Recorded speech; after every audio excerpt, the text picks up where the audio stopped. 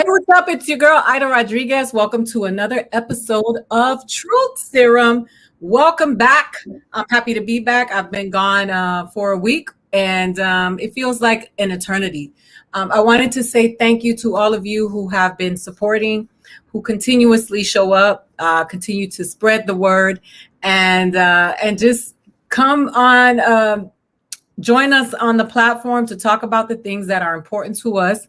Many of us have a very progressive perspective, and we're people of color, and we're invisible in mainstream media. So I just wanted to show a way and to continue to talk to the people who think about moving us forward, whatever that may look like. And sometimes we have people come on the show that you disagree with, but we are grown-ups, and we are fully, formed human beings who can agree to disagree. So I wanted to say that because I have been receiving emails and I've been receiving messages from people who will say, hey, I like the show, but you had this person on and I disagreed with that person. And I just really am tired of those conversations. I want to have conversations where there are varied thoughts, so that we can go and grow. And the only way that we go and grow is by learning different things and different ways and approaches and different thought processes. And I'm rambling right now, but it's just because I do get inundated with emails and DMs. And I just wanted to say that it is okay for us people of color to be a spectrum, and we don't all have to think the same way. As long as your thought process is not rooted in the oppression of people of color, Black people in this country, we good. But so anyway, that being said, I just wanted to say thank you for those of you who show up, and I'm appreciative that you come here and you participate in the conversation, because this is an interactive experience. We talk a lot about divide and conquer when it comes to people of color. I stand on this ground daily, working to resolve issues within my brown community and finding solidarity with the Black community, because a lot of times we intersect. Many of us identify with our Blackness, and we are not excluded from the Black experience, especially when it comes to white supremacy. So I think it's very important for us to have these conversations and to talk about the things, even if they are uncomfortable. Anti-Blackness and colorism, which is also something that's very prevalent in the Latinx community. Also, one of the things that I found that white supremacy weaponizes when it comes to us is divide and conquer when it comes to the relationships of Black and brown women and men.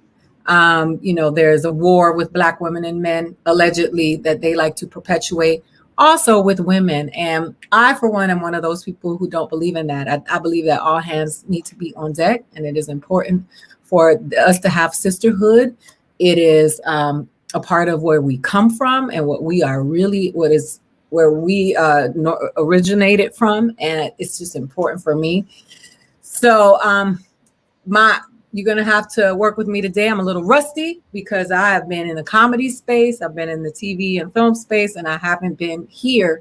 But I'm back today because I don't ever want to lose this opportunity to have these conversations.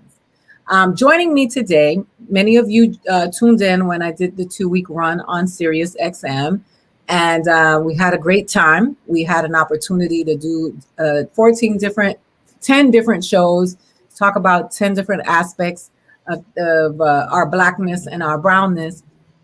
And the woman that is joining me today is on Sirius now and was there before me. And one of the things that I took note of was that there were people that were trying to cause division and cause dissent. And one of the things that I am not about is us having to choose between our people. When white people get to have a whole spectrum of themselves, in every forum that you can think of, from entertainment to politics. And when it comes to us, you either have to like Prince or Michael Jackson or Beyonce and Rihanna, and I'm not about that life.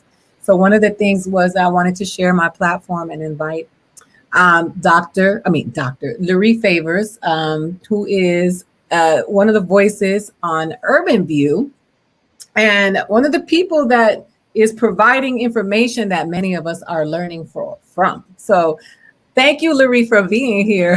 Thank you for having me. I am so honored to be in this space. It's an honor to be here on Truth Serum and to be looking at you while talking with you at the same time. Instead of going back and forth tweeting, we correcting each other. I'm correcting people on Twitter saying, look, we don't have to do this. This is because you and I are out here really trying to create spaces and a better way for ourselves, our family, our children. Right. Absolutely. And, it's funny because people will we're so used, I think, to sometimes living in a competitive world that people will create competition and division where none needs to exist. I was like, oh, wait, hold on. I see my afro is a little flat on this side here. Let me even it out. It's amazing what can happen when you see yourself on camera. I fluffed that part of my afro out already. Yeah. And so one of the things I really was appreciative of the fact was that, when Karen approached us about this project and, the process of opening up the microphone and opening up the airwaves for different voices, I was like, yes, that is exactly that right there. And, shout out to Karen Hunter for the amazing work that she is doing on SiriusXM on Urban View and really cultivating a space where voices like yours and mine, which typically are not anywhere close to anybody's mic. Like, I'm sure if your experience is like mine, people are like, could you please stop with all the blackness? Could you, kind of had it. So to have a space where that is intentionally cultivated, for me, it was just an honor to be able to be a part of that experience. So I'm grateful to you and for everything that you put down in that space and the ability for us to sort of feed off of each other and, uplift each other. And then when I started seeing people kind of going sideways, I was like, you know what, this is actually a really good lesson. This is a really important lesson and opportunity for us to show that women, Black women, regardless of what language we speak, regardless of what part of the diaspora we were born into and who raised us, and at the end of the day, whether you're eating plátanos and habichuelas or beans and cornbread and beans and rice, whatever it is kidney beans. We all eating the same food. We all talking about the same thing. And we all have the same roots. So it was a privilege for me to participate in. I'm really glad that it went well for both of us. Me too. And what's funny? It was there was some people that were trying to cause, but there was a great bulk of people that were there for it, and they were really supportive of both. And I, for one, I think that where I am right now in life and watching all of the stuff that is going on, sisterhood is so important to me because right now, even our womanness is under attack, in this space, and it can be taxing. It can be so taxing to just know that I have someone right there. Karen ushered us into this space. Now I know who you are, and I'm like, how do I show up for her? Because she's showing up for us. And it's a really important thing for me because I'm a stand-up comedian, an actress, and a writer, and I am doing this because it is a labor of love. But when I have to go do a stand-up special, you will still be doing this work. I have to honor you in that because I extend my platform to talk about the things that are important and that need to be spoken about when it comes to us, but you show up for this every day. And I think it is important for those of us who have these platforms and these opportunities to bow down to the people who show up for this every day when it's not pretty, when there is no press, You're reading my life right now. When no one sees the grimy work that is like completely not camera appropriate or camera ready. Hey, but I'm going to push back on you though, sis, because at the end of the day, when you are, I feel like comedians have always held a revered space in our community, the ability to find things happening in the world and present it to an audience that might, but for your presentation, might not have interacted with the issue, may not have thought about things in a particular way. I feel like for our community to have whole healing, I can be very cerebral and very like analytical, and that has a role. But the ability to use laughter and to use comedy to really highlight the issues that we're talking about, that to me really is also the work. And I like to imagine that no matter what it is that you are called to do, and I said this earlier this week, I was like, you have a particular skill set, you, Aida, and everybody who's listening right now.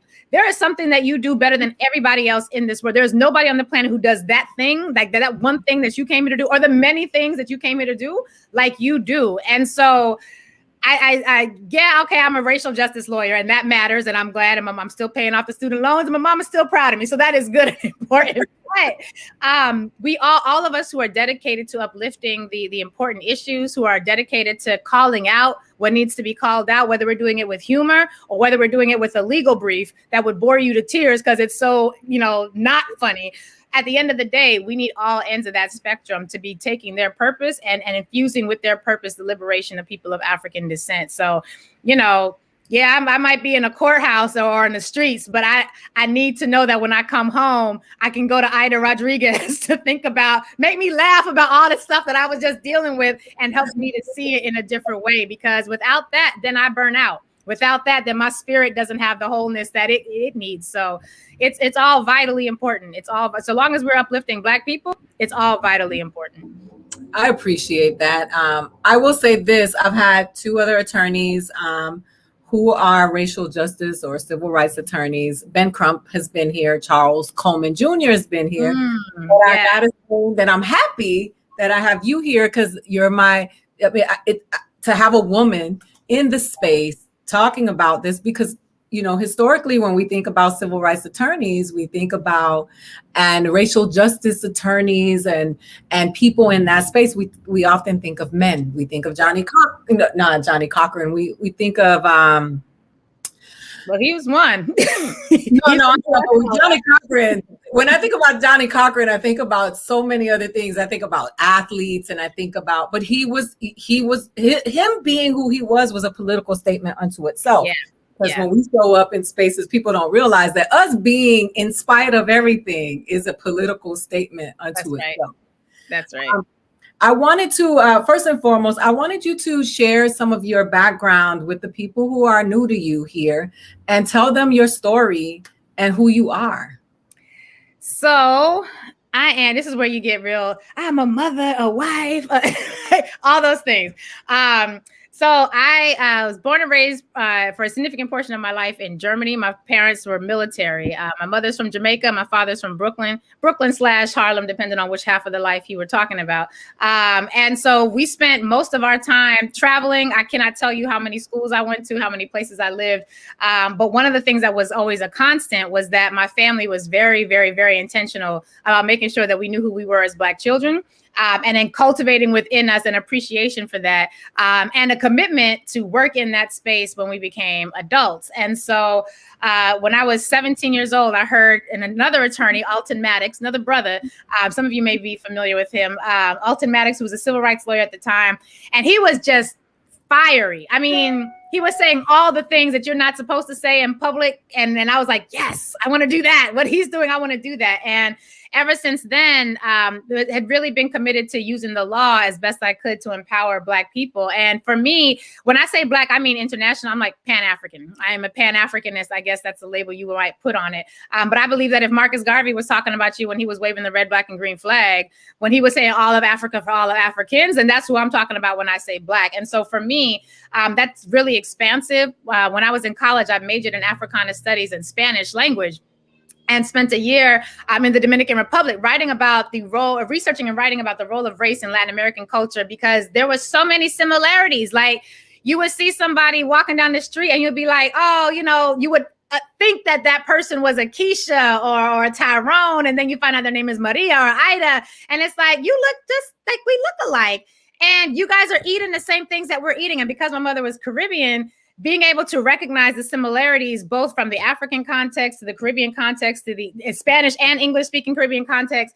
And then here with the American grounding, for me, it just seemed like we all were on the same ships. We just got off at different locations. And one of the things I always tell my students is that when you were leaving the continent of Africa and the bottom of that ship, your entire village, your entire family, your entire kin line might be on the bottom of that ship with you. And then half of you get dropped off in Brazil, a third of you dropped off in Puerto Rico, maybe a little bit more of you in Jamaica. And by the time there's like a handful of you left and you get dropped off in South Carolina, because your initial relatives who were dropped off in Brazil, they're not speaking Portuguese, and the other half of your village who's now speaking patois in Jamaica, and the other piece who's speaking Spanish in Cuba, and you who are speaking English, American English here, did you stop being family?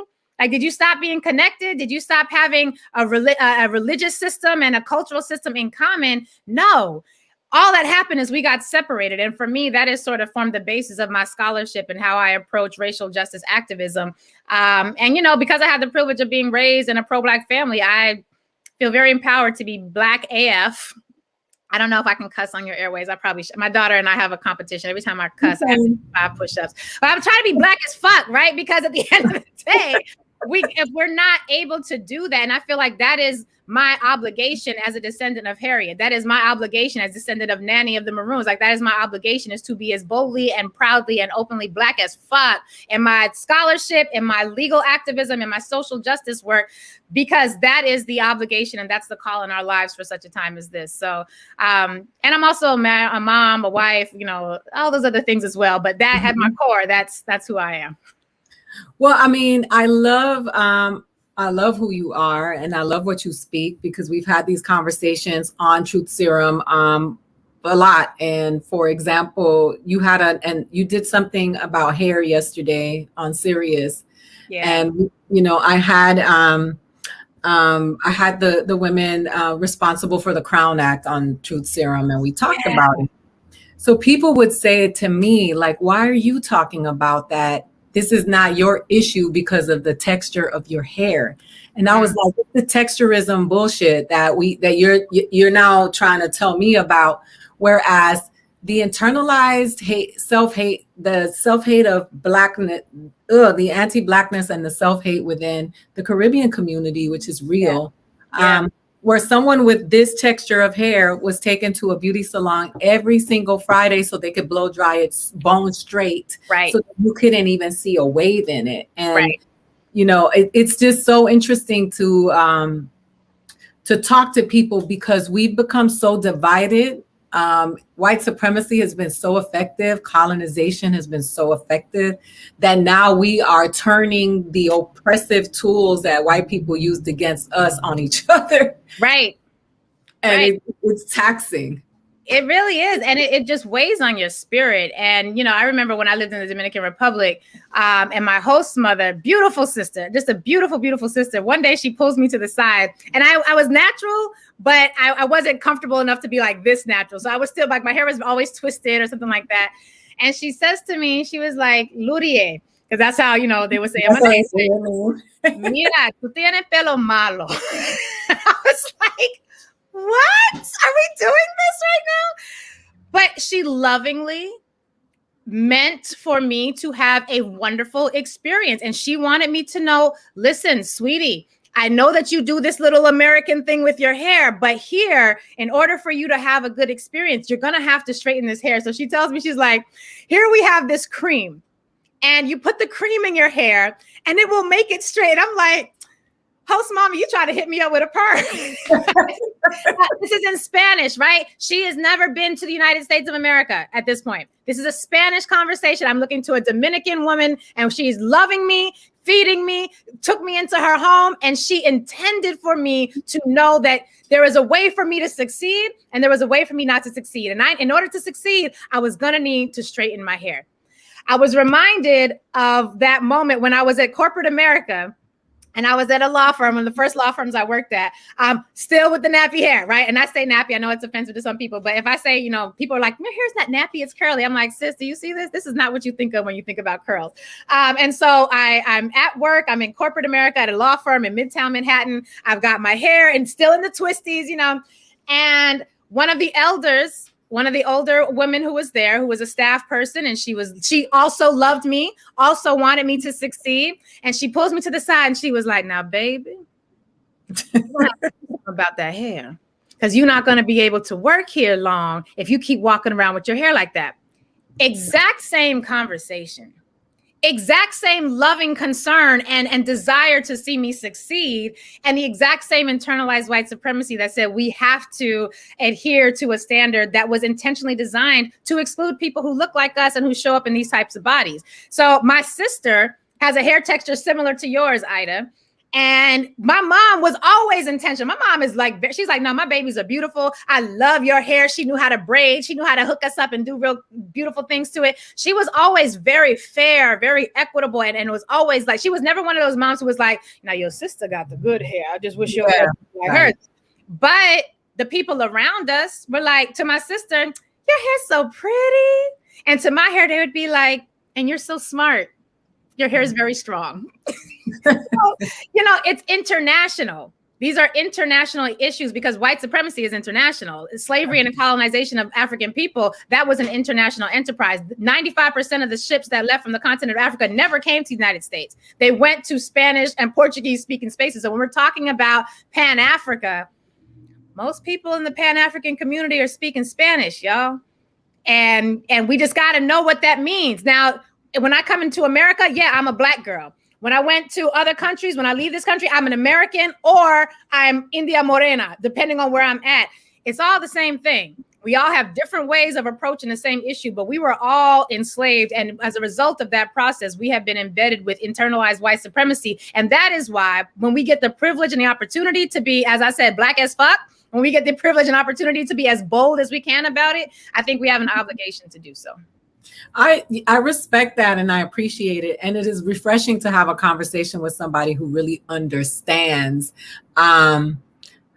what the journey is. When we talk about Latin America and we talk about colorism and anti-Blackness, a lot of people love to really point out that the Dominicans, without understanding the history of the Dominican Republic and how the way it went down with Trujillo and everything that has happened on the island of Hispaniola, that it is in the fiber of the country that it's going to take, just like it's going to take time to get rid of that here in the States.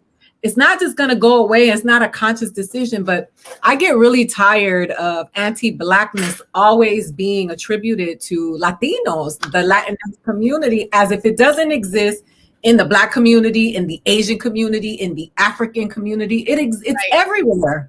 Right. And it makes me so upset because we end up picking on people. And like I said, we just start doing what white people did to us, to each other. And it's so counterproductive.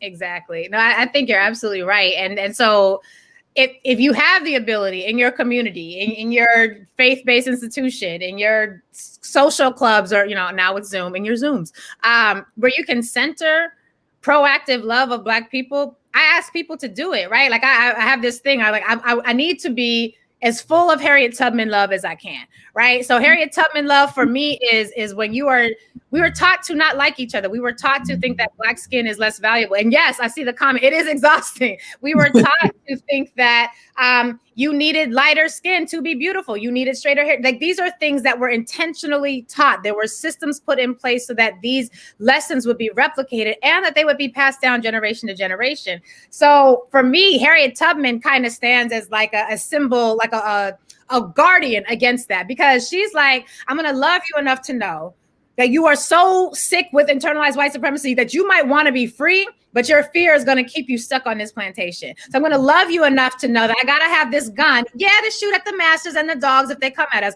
But I also got to be able to lovingly aim it at you to let you know that once you step out on this pathway to freedom, there ain't no going back, because I can't have you risking everything for everybody else. And I'm going to love you enough to let you know that up front. And so for me, Harriet Tubman love says, okay, we're going to try to be free. The first time she runs away, one of the first groups of people she tries to run with is her relatives. She's got brothers, her family. They bugged out. They're scared. They're like, we ain't doing this. Like, this, do you hear them dogs? Like, we got to go. They end up dragging her back. She could have been like, all right, bet. I'm done with you trifling in words. Like, I'm out of here. I'm not doing this anymore. I'm going to get myself to freedom and be done. But she recognizes that you don't blame someone who cannot walk for being crippled. You don't blame someone who cannot see for being blind. You provide accommodations. So if you can't see with your eyes, I'm gonna give you what you need in Braille. If you cannot walk, I'm gonna give you crutches and a wheelchair. I'm not gonna blame you for your sickness. I'm gonna create the conditions so that I can help you heal, because I love you more than I was taught to hate you. And that, I think, for me, you know, the only difference between us and what's happening in the Dominican Republic right now is we had James Brown, I'm Black and I'm Proud. We had like a one drop rule that said that we basically, there was no options. We could not, you know, blanqueamiento our way into a better class. That's kind of it, right? It's there, but for the grace of God go we. And so it's a process of learning. It's a process of growing. And I just feel like if we could center the lessons from our heroes and sheroes, those people whose names that we call every Black History Month, then and empower and employ the tools that they use, I think that is a pathway towards healing. And we just need more of that, frankly. Yeah, you know, I feel the same way. And, you know, my heroes. So when people tell me, because I'm a Caribbean woman, that I'm not a foundational Black person in this country, which, you know, I always hold a space that is specific to Black Americans, right? That is a journey that is unlike other journeys, and that we can't deny that. But I also am very proud of the Toussaint overtures. My father's Dominican, so I know that my bloodline runs through Haiti, and there's some Haitian blood in me, and yes, my Puerto Rican family. But when we think about Louis Farrakhan, and we talk about Marcus Garvey, and when we talk about you know, Malcolm X, you know, these are people who all have Caribbean roots. Yeah. And I think it just does us a great disservice when we pick and choose whose ideologies we want to adopt and we want to preach on, without acknowledging the wholeness of those people and where they actually come from and what their roots are. Because yes, we all come from the motherland and we landed in different spaces. But the fact that we try to qualify what Blackness is depending on where you are with regards to geography is such a thing that is so it's so white supremacy. Yeah, no, it is. And it really doesn't serve anybody but the interests of white supremacy. It doesn't help you and me. It doesn't help our people, but it does help to keep us further occupied so that we're not focused on the real issues. So if we take it back to plantation politics, if we're on a plantation and I run away and you're forced to be a part of the group that has to capture me and bring me back, and then maybe both of us have a third friend who is now charged with whooping my behind in front of the master to the master's satisfaction, I might be mad at you. I might be mad at that third friend who's forced to whip me. And so long as you and I and the other sister are beefing, we're never paying attention to the white man over here with the gun who's ruling over everything and just creating circumstances for us to battle each other. The whole idea of foundational Blackness, I understand where people were trying to go with it. I try to say as open-hearted as I can, but the reality is, my question is, does this free us, and does this get us closer to freedom for all of our people? Because if my segment of the population gets free and yours ain't, am I really free? Let's think about Wakanda. Like the Jabari tribe and the tribe with the plates in their mouth, they didn't rock together all day, every day, but they all knew that when the ships came, it was Wakanda forever, right? So we can have our pockets, we can have our individual villages, but there has to be, for me, what's foundational Blackness is knowing that regardless of whether you're in this village, you in that village, I'm in this village, when the call goes out, we are one people. So I'm cool with diversity. I'm cool with, and Black people are the most diverse people on the planet. I'm cool with that. But I just need us to have my foundation. If we truly talking foundational Blackness, it's all of Africa for all of Africans. Whether you here, on which side of the water you are, which side of the boat you got off. Because otherwise, your foundation is cracked. Your foundation is like trying to build a house on sand. And we know from the good book of many religious traditions that you build a house on sand and you're going to fall. And I've yet to be convinced that my allegiance should be to this particular slice of Americana or slice of Pan-Africa, as opposed to being committed and attached to the whole of our people. Yeah, no, it's a complicated conversation to have now, because, you know, as we become empowered, it just, when you think about the 70s and what was happening in the Black community in America, and there was a flourishing in the 60s, and you saw, so there was a way to come about and cause division in that, and they sprinkled the crack in the Black communities, and then you started to see this we're not like that. Those are the poor people. Those are the, but it was those, they belong to the tribe, right? And there's the reason they're being victimized is to cause this division. And you see it now again, because we are flourishing and we're thriving. And so now there's like, somebody sent me the seriousness between the battle of the Black man and the Black woman. And I'm like, man, they perpetuate all of these arguments and these things so that we can continue to stay at odds so that they can keep us all down. Yeah. And it's as simple as that. And it's a tried and true pattern. Right. It's something that we see repeatedly. And it's funny because I'm married to a Black man. I love that Black man. That's a good brother. Right. And so we'll sometimes have these conversations where that's my boo. Oh, I love that man. But we'll have these conversations where we're talking about those types of battles and the pitting against each other. And what we will usually find is that there's a nugget in there of somebody's being hurt. Somebody who was wounded, somebody who may have been wounded repeatedly by people who look kind of similar. And out of that personal experience, you create this trope or this archetype that kind of says, well, all people who look like this hurt me in this same particular way. And then by the time it gets to Facebook, however, it's the Black woman can't stand the Black man, or the Black man is never there for the Black woman. Well, no, bro, you hurt. Or sis, you hurt. And I understand your personal hurt, but we have to be able to use some tools that are going to help us to recognize I am wounded in this particular area. I have these particular hurts.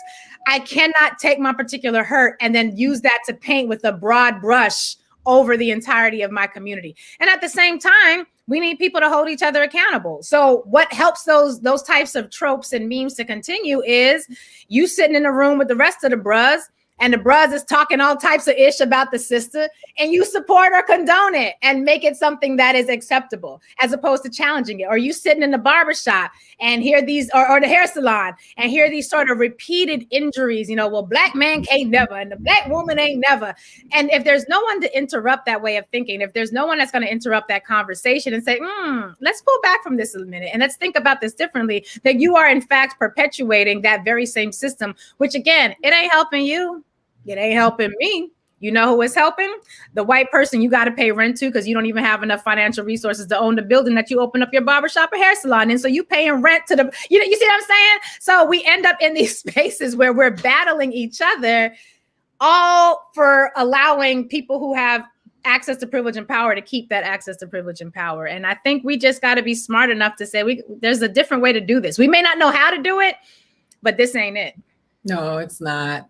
I was interested in knowing your thoughts about what's been happening in the last weeks with the impeachment trial and what's happening in this country with these political parties, which I personally think they're both problematic. And so I'm always like, I'm not a Red Sox or Yankees fan. I'm here about the people. And so the people is my party. And I know it sounds corny and idealistic, but I don't give a fuck about the Democrats or the Republicans unless they are working towards the betterment of our people.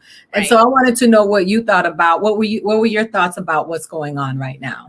So, right now we have this impeachment trial that's taking place in the Senate, and the members of the Senate are the jurors for this particular trial, which is curious because some of those members are also co-conspirators. Right. Yes. So we got to just be clear about that. A lot of the people who are sitting in judgment right now were a part of creating the environment that allowed that domestic terrorist attempted insurrection or coup to take place on January 6th. A lot of them are a part of seeing the same things happening at state capitals all across the country. A lot of them are going to continue to be involved in these types of actions going forward.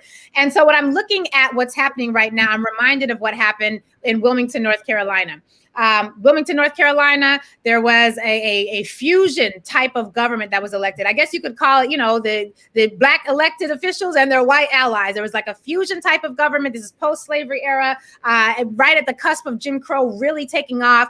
And you had an entire slate of Black elected officials and white elected officials who were allies, who were swept into office, massive elections. And this is important because at that time, Black people who got the right to vote. Let me not tell you, Black people turned out to vote. You think what Stacey Abrams did was amazing. Let me not even put that comparison. She's amazing. She is a goddess. LaTosha Brown, a goddess. But we had even higher rates of voter turnout in the first few elections right after we got the right to vote with the passage of the 15th Amendment. Anyway, back to Wilmington, North Carolina.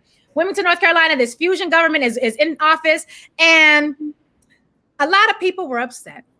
A lot of people got very angry. A lot of people who weren't just angry, not just upset, they were armed. And they were a part of organizing groups like the Ku Klux Klan, like the Daughters of the Confederate. Like these were people who were actively supporting people who might consider, the Trump folks to be supported. It's a very similar thing. They also engaged in an attempted coup, but they were successful. They ran that fusion government out of town. The Black elected officials and many of their white allies weren't just forced to resign their positions. They and their family had to flee. They and their entire communities had to leave the town because it was no longer safe for them. Because when these fools came for that insurrection, they didn't bring bats and sticks and fire extinguishers. They brought their weapons and they were willing to use them. I had Michael Harriot on a couple of weeks ago, and he said that in one history book where he read, because this was something that happened a lot. Black people voted into office, white people come with the guns. Black people showing up and outvoting white people show up with the guns. And he talks about the fact that one of the history books that he read that was describing one particular incident, they described the floor of the Senate House, of the State House where this insurrection took place. And the history book said that the floor was left slick with the blood of the elected officials who were beaten and murdered as they tried to escape the crowd. Why do I mention Wilmington, North Carolina, and all the other insurrections that happened? Because what happened in Wilmington, North Carolina, after that coup, after they ran those people out of government, the people who did the running out, they stayed. They took a new vote. They took office. They took the seats that had just been vacated by violence and by force. And you know what they did for the next several decades? They ruled the town. And they just kept on going. And it was business as usual. So what we're seeing right now, I do not think we are going to get to 17 Republican senators who will agree that Donald Trump was involved in inciting this coup. I do not think we're going to get there because somebody said today that Donald Trump has bought enough. They said Joe Biden has bought enough vaccines to inoculate the nation. Donald Trump has bought enough senators to inoculate himself from any accountability. So I think that we're going to end up seeing that there is not going to be a conviction. And as a result, that means that Donald Trump is going to be allowed to seek office again. We're going to see this happen again. And it may not even just be Donald Trump next time, because there may be a smarter Trump, someone who's actually really good, not just being belligerent, but being belligerent and being someone who understands the way power actually shifts in those back rooms. So what I think that means for us is we got to be ready for living in an America that does not have the benefits of integration as we have traditionally come to know it. And I've said before on Karen's show, integration requires two things. Number one, a government willing to enforce anti-racism laws. And number two, a white community willing to keep their violent racist tendencies at home. And right now, we have a government that's reasserting itself as being willing to enforce anti-racist laws. But you don't have a white community that's willing to keep their racism quiet and at home. And now we have the issue of all of these judges that Trump was able to install in office. So now, even though Trump is not in office, we got people who are sitting on federal benches who are going to be sitting in those seats, adjudicating cases where your cousins and them going to have criminal cases. You're going to have employment discrimination cases. You're going to have all types of cases that we go to the federal courts for relief on. And the federal courts are now stacked with all of these judges who have white supremacist tendencies. So those of us who are integration babies, if you are Gen X or at the very end of the boomers and on, and you've never seen what we saw on January 6th, like in real life, and this is like, oh, snap, I read about this. Or I remember watching Eyes on the Prize when I was in the 80s and a kid, and now I'm seeing this in real life. Our muscles for being able to resist white supremacy, I know I'm rambling on, Aida, so just— No, I love to hear it. Are the muscles that our elders had, our ancestors had, for being able to deal with explicit, hostile, violent terrorism under the guise of white nationalism, our muscles have atrophied. I don't know what it is to see a body swinging from a tree. I don't know what it is to have to run for my life down a dark road because a caravan full of white nationalists is behind me and they're trying to catch me and my family. I don't know what that is. I know my elders do. I know my ancestors do. So those of us who are now living in post-Trump America, where it is now been acceptable for closeted racists to come out, they are making HR decisions. They are making loan applications decisions. They are determining who gets to be a school teacher in your building. They are creating curriculum. They're determining medical and healthcare policy in your community. They are everywhere. And for me, it's kind of like in the Matrix, when Neo is in the Matrix and he knows that anytime you're in the Matrix that an agent could pop up at any moment. If you haven't seen the Matrix, you got to see the Matrix. God, I'm dating myself with these examples. But point being, we're surrounded and we might even be outnumbered. And even if we weren't, most of us are out-weaponed. So we have to really be clear about working together and building collaborations and fusion where we can, because that is going to be the thing that can hold us together, because there is so much right now that is really intending to pull us apart. So one of the conversations that tend to pull us apart and watching these comments is the conversation of reparations, right? We start talking about these alleged reparations who are at this point a figment of our imagination, because there are no reparations that we're talking about when it comes to Black people in this country.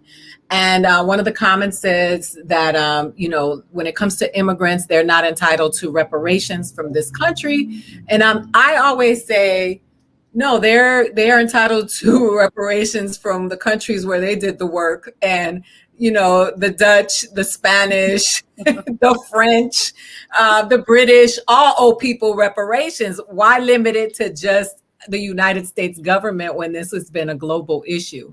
I wanted to get your thoughts on that. I get a little pushback when we start talking about those things, because I'm like, we keep fighting for this trough of slop. And they're feasting at the top, and they've convinced us to fight for this trough. And we start pushing each other, saying, you can't have some of what's the slop that's in the trough. And it's slop, my G. It's slop. You know what I'm saying? So what do we have? That regurgitated slop, Ida. I want all the regurgitated slop. Man, listen. So when we're talking about, and again, I think for me, this has a lot to do with just not knowing. Right. A lot of people, when I tell them 9 out of the 10 enslaved Africans who left the continent of Africa never came to the United States and don't speak American English, people are like mind blown. Like, what? Because we don't, and as Americans, we don't often pay attention to what's happening in the rest of the world. I don't know what that is about us as a culture, but we are often very insular and inward looking. And so Britain colonized this particular place. Spain tried, and they had a portion for a while. France had a portion for a while, but Britain was really successful in colonizing this particular plot of stolen land. But the Dutch were really successful in colonizing other portions of stolen lands. The French, Haiti, the fact that Haiti was paying reparations to the French up until just a couple of years ago, so we got the French, we got the Dutch, we've got the Germans, we've got the English, we've got everywhere you can think of in the European continent that enslaved African people, all of them owe us reparations. And they don't just owe reparations to those of us who came and who were forced to work and labor in these lands. They owe reparations to the continent of Africa for continually and perpetually stealing, thieving, and destroying that land, taking the young people who were able to preserve the land, destroying the old people and that bridge of memory between the generations. So when I'm talking about reparations, again, I'm a Pan-Africanist by nature. I believe in all of Africa for all of Africans. I don't just want the Queen of England to have to pay reparations. I don't just want the American government to have to pay reparations. That's good. That's an okay start. I don't just want the Spanish paying reparations. I don't just want the Portuguese. I want all of them. That's right. To pay reparations, because you owe all of us. Now, having said that, I don't think we're getting reparations. I mean, I don't think it's going to happen. But here's why. One, there have been attempts at reparations in the past. Again, history is important. Right after the Civil War, that 40 acres and a mule, that was a reparations program. But at the point of actually distributing the resources to repair the harm, white supremacy kicked in. One of my law professors, Derek Bell, has this theory, interest convergence. May he rest in peace and power. And the interest convergence theory says, white people are willing to help Black people so long as by helping the Blacks, they're also helping themselves. at the very point that helping the Blacks takes away the benefit from white people, the support and the allyship tends to stop. And I think we've seen some of that even in most recent times. So in that era, post-slavery, 40 acres and a mule, we're supposed to get it. It's written in the law. We got a bureau, the Freedmen's Bureau. It's going to be distributing. We've got systems and whatever in place. And the white former slave owners who saw this and were very upset. And they said, well, no, we can't do that because you know who should be repaired? I should be repaired. Why? You just took all my free labor, dude. You just took like the 4 million people who are no longer enslaved. That's my free labor. Who's going to farm my land for free? So you know who got reparations? White landowners. Former slave owners got reparations. Here's why I raise this. In order to secure reparations, it is not just a matter of assessing the harm that was done. It's a matter of having a way to actually force the reparations to be paid and then have a system that is going to continually allow reparations to be paid. And we don't, I would suggest, have that range in this country. We are not in a position where we are able to force the white supremacist power structure to do anything, really. Not that it's not a worthwhile fight and a worthwhile conversation. I think we should fight for it. However, I would say this. Let's look at when we think about Black America alone. Black America spends what, $1.2 trillion? And that's like an old stat. Like annually, we're spending $1.2 trillion of that amount of money that we spend on a regular basis. If we were considered our own country, just Black America, we are like the 15th highest economy in spending power as compared to other whole nations. Here's why this matters. If we were to, because right now we are only getting like 1-2% of our own money back. So out of the $1.2 trillion we're spending a year, we're only getting like 1 or 2% of our own money spent and fed back into Black-owned businesses. If we were to invest our time and resources into building up economic systems that allowed us not just to spend our money, but to then capture the money that is spent, allow it to be fed into a circuitous system so that my rent is paid to a Black person, my job pays me, and I work for a Black-owned institution, and the clothes I buy my children are from Black-owned spaces, and I can sell my products, yes, to all Black people. I can sell them to white people, like my Jewish friends. They got businesses in my community. They got businesses in their own community. They got businesses back in Israel. They're not limited by geography, but they create a system that allows them to capture their own money. If we're getting 10, 15, 20% of our own money that we spend already, who needs reparations from somebody else who don't want to give it to us, who's going to attach strings to it, who's going to be threatening to take it from us at every point? I want that. I want a system that says, all right, you owe us this. And one day we're going to be strong enough to get what we owed. But for now, we're going to invest in building up our own system and then having a system to secure it so that it is safe from outsiders, because we know what happens when they see successful Black communities. They come in and they bomb it and they destroy it and they steal our pianos, whatever. That's another conversation. If we were building and we put as much energy into building our own economic systems. I'm not just talking about buy Black. I'm talking about an entire system. So you're not just opening a Black-owned beauty supply store. You also own the manufacturing companies where the products are being made. Then you own the bottling companies that are producing the cases that the manufactured products go in. Then you have a logistics system that is going to allow you to distribute the product across the country using trucks that are owned by Black drivers. If we're doing something like that, I don't need somebody else to write me a check. We're writing them for ourselves on our own terms and in a way that is going to center our own needs. And we don't have to ask permission for that. That to me is just a better place of investing our energy. Say that. I'm excited. I'm just sitting here like listening because I think it's important for us. You know, we have these conversations here, on a weekly basis. Everyone's who thought leaders, all kinds of people come here, from people who speak about creating laws that it doesn't affect Black women and their hair in the workspace, to talking about, human trafficking, to talking about George Floyd, and talking about Breonna Taylor. And I think that we can't have these conversations. We cannot talk about these things unless we have these conversations, because it is important for people to hear the different thoughts and for them to be framed in fact and history, because a lot of times people have formulated their opinion based on information that's not correct, and it is not historical. And a lot of times we get secondhand information one of the things that we talk about here a lot is colorism because of where I come from and where my family is from. And, the reality of me being connected to my African roots far more than a lot of my American friends, because my grandmother knew who her grandmother was and she knew who her grandmother was. And we know who was the first person to speak Spanish in our family, and that who before her spoke an African tongue. And so we talk about this colorism thing and this romanticizing of reparations, which is we have a fight about something that's not real.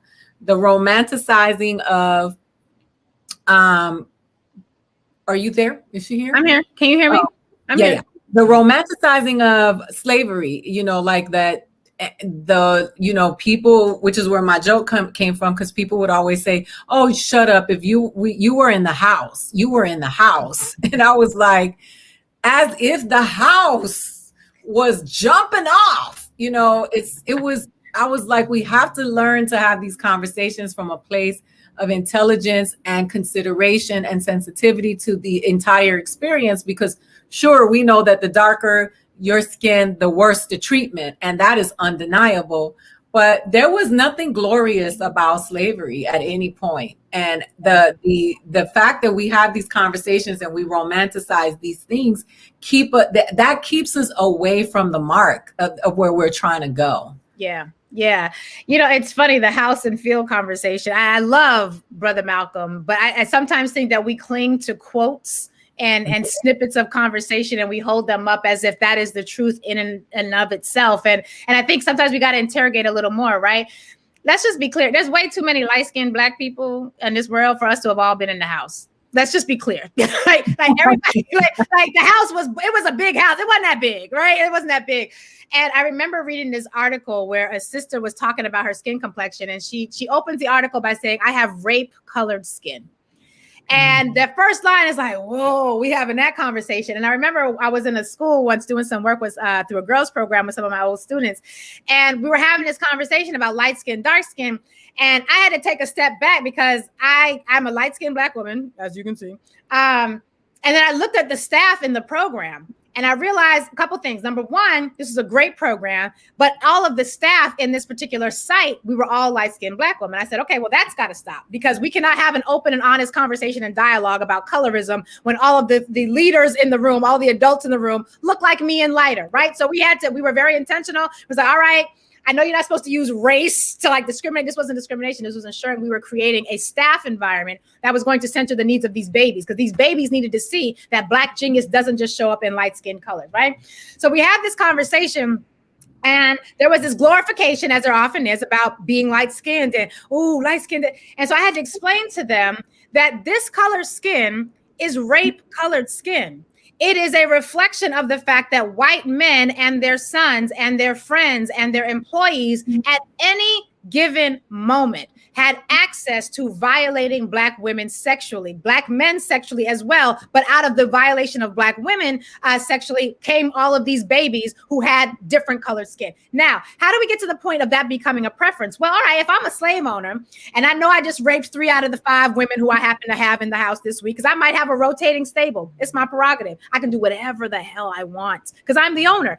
And I see this little kid. I'm like, oh, that one looks like me. I'm pretty sure that's one of mine, but I can't bring it in the house because God forbid my mistress, the wife, the female owner of the slaves. We often act like the man owned slaves and the women didn't. Can't bring them in the house as my child, but I might slip them an extra coat.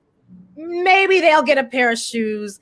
They might be put in a gentler part. So there might be a sense of favoritism shown. Now, if I'm a mother in this situation and I see these different colored, lighter colored children getting access to privilege, I'm going to associate that skin complexion with the privilege. And when I see this white woman on the porch sipping mint juleps while these dark people are serving her, that is going to sort of complete the circle of thought, which says the lighter my skin is, the better quality of life I can have. We're talking survival skill. We ain't talking about somebody trying to make a speech and people trying to, speak to thousands. We're talking about people who are making life and death decisions in a moment about what is going to give me a little bit less stress, a little bit less access or exposure to violence and terrorism in my physical body, in my mental space.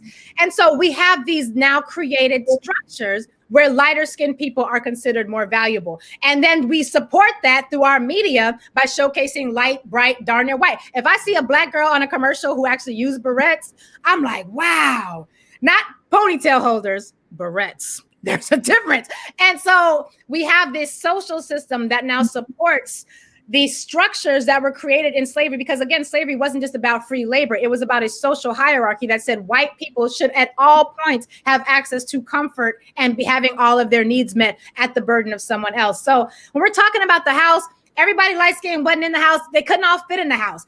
There were light-skinned babies in the field. There was dark-skinned babies in the field. There was some dark-skinned babies in the house. There were some light-skinned babies in the house. At the end of the day, we are all owned. If you're owned in the house, you're literally up underneath the master 24/7. The exposure to violence and to harm is nonstop. In the field or in your quarters, you might have a few hours at night of relief, of respite, where you are not physically being looked at by an overseer. So we spend so much time debating these plantation politics without realizing we're still on plantations. That's right. And we still have to figure out what went wrong so that we are able to help each other so we can end this. I can't have my grandchildren having the same conversation. And I say my grandchildren because my children already are. Yeah. And one thing that I'm not going to also say here is that dark-skinned Black women were not getting raped.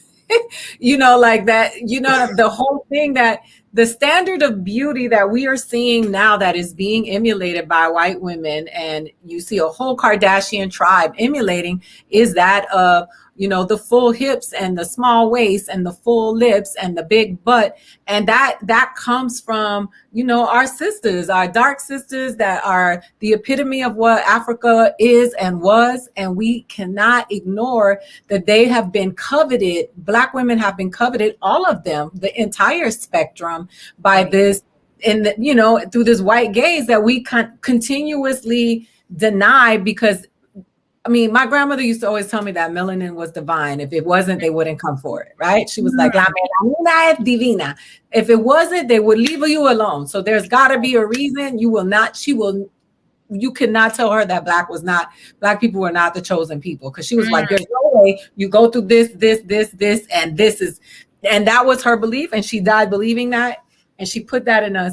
I just wanted to have these talks because I think it's just important for us, for our own healing, so that we can find solidarity, and through solidarity solution, right? Because the conditions are not better, because you and I got out, and you and I are in a better situation. I don't sleep at night knowing babies in Chicago are struggling. Right. And from South Central to Liberty City to Louisiana. Because people are like, it's really bad in Chicago. It's really bad anywhere that Black people are suffering in this country and in this world.